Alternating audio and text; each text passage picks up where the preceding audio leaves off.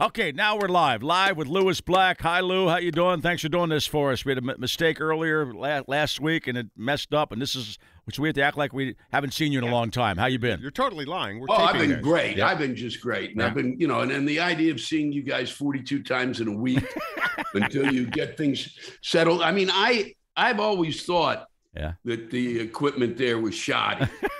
And that they don't really give you guys the proper equipment that you need to do a show, which is why it really doesn't go that far when you're doing your work. It goes a certain amount of distance and then it dies in the airwaves.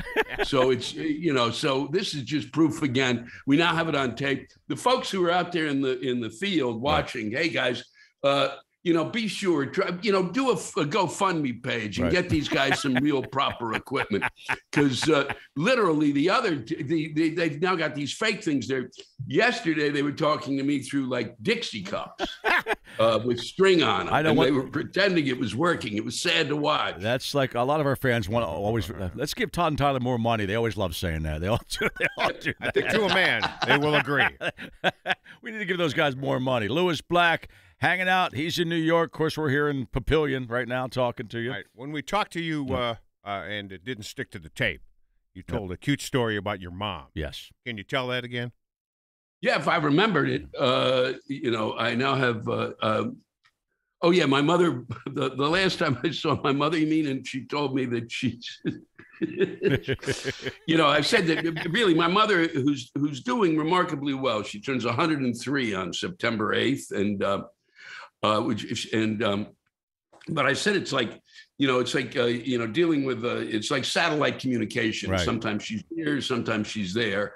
And the thing is both, either way, wherever she is, she shows remarkable intelligence. She can go through a story and she can, she literally has an arc to whatever she's telling me. Right. And she's really smart about it. And so she was telling me that about the time that she's now decided, even though she was really a teacher her whole life, she told me that she described her time working in vaudeville. Vaudeville, all right. Yes, with a partner. Okay. And which I couldn't get the name of the partner, and that it was one night she was on stage, and then the show ended, and people were really enjoying it, and so she brought me on stage and had me bow. All right. And the audience stood up and gave me a standing ovation, and she said, "And that's when it all began."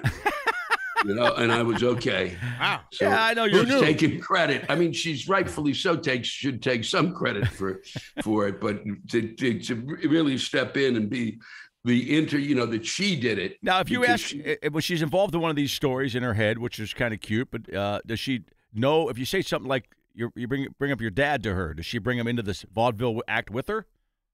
No, I didn't bring him up. I didn't. I was so stunned by the by the fact that which as soon as she said, and that's when it all began. Then your brain just you just go away. And I'm trying to figure out. And my father wasn't the partner. That was the thing. Oh, he was not the partner. Yeah. Okay. Was she able to go into detail? What was her act? No, she didn't. She didn't go into detail. She. Do you think it's going to take? Then she went on to something else. Then she remembered what floor of the apartment I live on in New York City, which is extraordinary. Do you think it's going to take you to 102 before you start losing it? Oh, it took. I lost it 8 minutes ago. Sorry about that. You did. I'm sure. I mean, seriously, to 102. This. I think. This pandemic is really cut off a chunk of our memory. And my shrink, who I did go to see, one of the things that she continues to tell me is that we've all lost part of our memory because we're not kind of out doing the things that we do and the things that, during the day you have this, what happens is you'll see people and you go, oh, I did this. And then you see somebody else and you go, oh, I did this. And the third person, you go, I did this. Then you're bored with your stinking story. It's like, oh boy, I can't tell this shit again. But you remember it the next day. Now you got nobody to tell it to, or you tell it once and then you go, it wasn't even interesting the first time, and you don't remember it. So you've lost your frame of reference. He says it comes back. Well, hopefully it comes back. Now, you said also, you told us that you haven't done a live show. You did your first live show in 500 days. And I asked you earlier, and I'll ask you to repeat the story. Did you remember your show, your stand-up?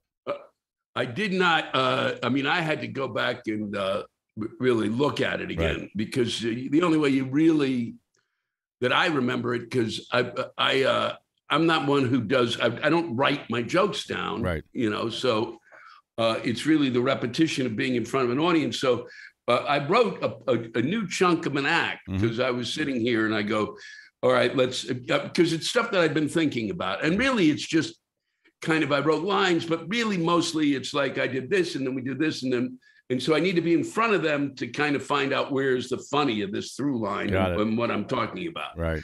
And so it took me, I sat there, this is what I sat there like. I sat, here's my notes, and I would sit there with my notes like this, just staring at these things.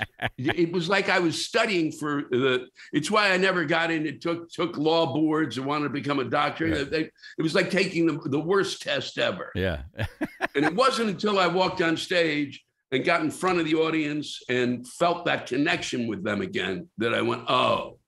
It was like walking in. It was like getting into a warm bathtub, and you went, "Ah, okay, I get it." Does that time off, Lou, make you realize that you don't want to stop ever doing this?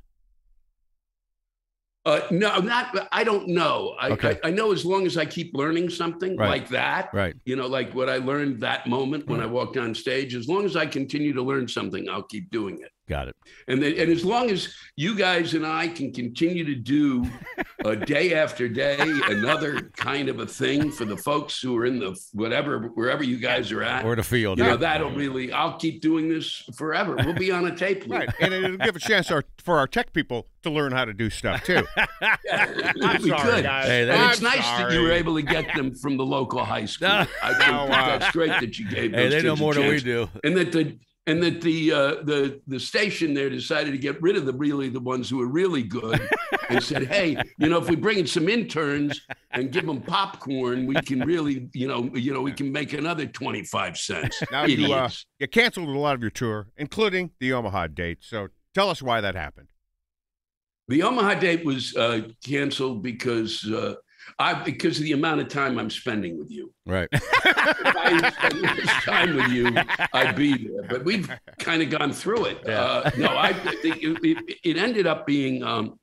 It just was. It was becoming on fire there from what we were gathering here, and then I got a map of the United States that was out there that came in, and it was basically a legitimate map. It was a legitimate map, people. Okay, stop. So I got this thing, and it basically told you where the hot spots were in the United States. You know, and it was, you know, Texas, good job. Florida with, Governor unsanitary, that idiot. And then Mississippi, Louisiana, places where they went, oh, that you can use a needle for something other than heroin. The map had every state listed, and in Nebraska, there was nothing there except the state was white. Right. And I thought, wow, okay, if the state's not willing to list what's happening, that's there, our governor. He's I'm not putting. I travel with, an opening act, Jeff Stilson now, and I do this, the rant is due thing at the end of the show, which I would have done there. And so I've got James on the bus and Ben, who's the tour manager, and my bus driver. I don't want to put them at risk. No. And I don't want to be at risk. No. Oh, so the governor's trick of not reporting didn't fool you. Well, it's also hurting the economy, too. He's a douchebag. Well, he thought Governor Ricketts is a douchebag. Yeah, was a dumbass and would fall for it. Nope. No, I know that guys have come out there to do it. I'm not in a.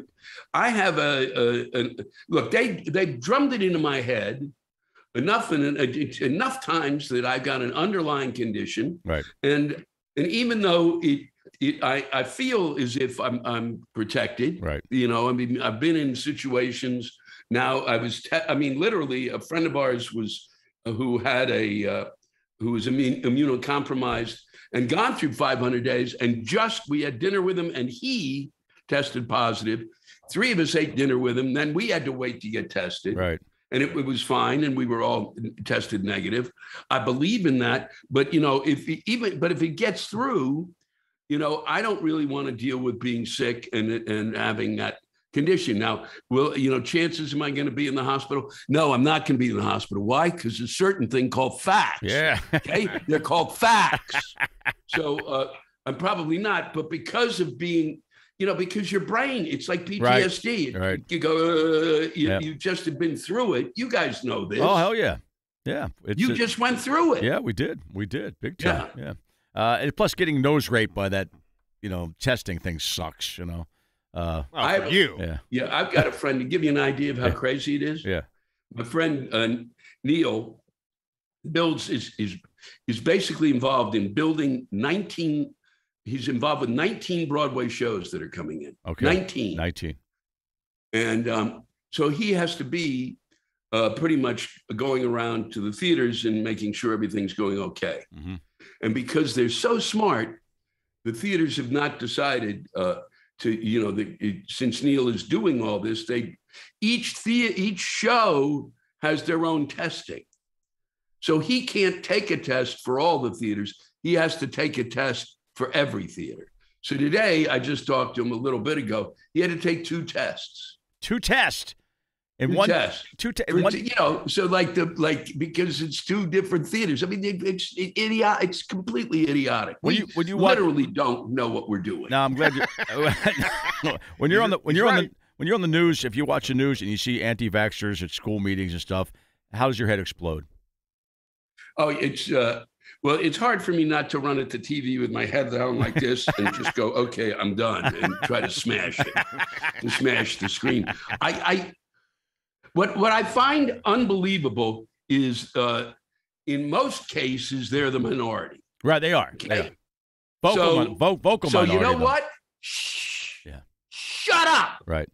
Okay? If you were the majority, you get to yell. You're the minority. All right? Yeah. You know who gets to yell? I do. Why? Because I'm a comic and I've developed a whole bit on it. And your yelling and screaming is just agitating and irritating and does not help in any fashion whatsoever. No. Okay? You schmucks. But you kind of go, when do we allow people who don't have the majority to be the screaming ones? I don't get it. We who are those of us who are the majority and think people should be masked, we're not screaming? What is the matter with us? See, that's the reason they get on the internet, though, Louis, is because they're screaming. If you're calm and you're just presenting facts, that's not very interesting. We're not going to post that. Yeah. So that's how they become, the supposed majority by screaming at you. Yeah, well, but they don't need to allow them in public meetings. No, yeah, you're right. No, they start yelling at public meetings. That what they should be is removed and say, who do you have as your representative that wants to calmly explain your position of why in which you think that this is such a good idea, and at what point? Oh, I hate to say this live. I'm not going to. I can't. It's come on. I don't care to say it. No. Actually, we laugh at death, so you can say that. We have been wishing. I just said, at what point do you if you're sending your kids to a school in which it's unmasked, right, and somebody in that classroom it's your child that gets sick, right? Okay, because you believed it was important for your child's freedom to not wear a mask. At what point? When in them lying in the hospital, do you go in while they're and do you explain to them while they're lying there? What point do you explain the word freedom to them? Yeah. Okay. Yeah. Here's the other deal: freedom and health are 2 different words for a reason. Yeah. Okay, and they're spelled differently. Idiots. Freedom and health are spelled differently. They are. Oh my God! You've been alone too long, Lou. I've been reduced to that. That's what my comedy's reduced to. It's true. And if you don't like it out there, I'm sorry. That's it. I'm in a room. I might as well be in a cable access room. Okay. I'm in a public access studio, which I call my office. When's your next live show? When are you actually going to go out and do something? again soon next weekend? I'm gonna go on the streets here and try to make some spare change. No, I'm gonna be in. I'm gonna go play in Cleveland. Okay, cool.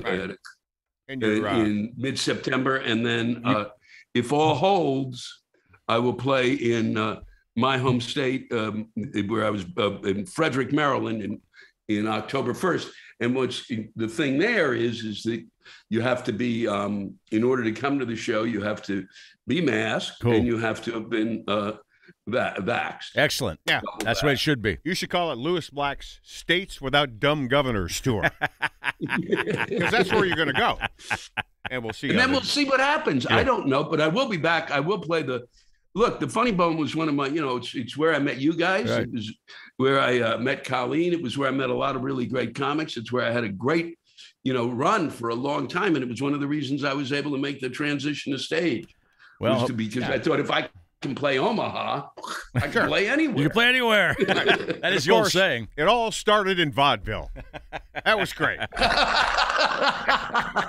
Lou, I think this all worked. I think that we get the thumbs up this whole interview, so it's all stuck to the tape. So we appreciate you doing this again, man. It just take some time out of your busy day. Oh, wait, all right? The last time we talked, you really kissed our ass, and it was really sincere. So could you do that again? Yeah, I was sincere, and I said it to that Hall of Fame, of which there. Yeah, it was very nice. Yeah, that was real nice. 6 broadcasters in the Nebraska Hall of Fame. Okay. 3 who actually worked during a time when the only radios you had out there were comb radios. Hey, Johnny Carson, Tom Brokaw, and Dick Cavett, and Todd and Tyler, all in the same Hall of Fame. True story. Is that right? True story. That's it. They're all in the Nebraska. Well, you deserve to be there. Look, I said what I said last time, and I mean it. As I said, I spend a lot of time, doing radio around the country. And when I talk to you guys, it's not like doing radio. It's just like kind of being in a living room talking to 2 old friends, and it makes it a pleasure, and it's fun. And I get more out of it. That's a good thing. We don't have a discussion. What are you going to do? What kind of thing do you want to make fun of today? Good, we're going to do this again tomorrow, all right? Hey, listen, my Saturday's clear. We can do this, and then I'll bring in we'll maybe have a bar mitzvah. All right. We can present. I'm sure that the folks in Omaha, it'll be good for them. It'll be like going to a museum. Thank you, Lewis. Appreciate it, man. It's very, very nice. Guys, it was great. That was fun. I think that was better. Yeah, I think it was better, too. I hope we see you soon. Thank you, bud. Yep, take care.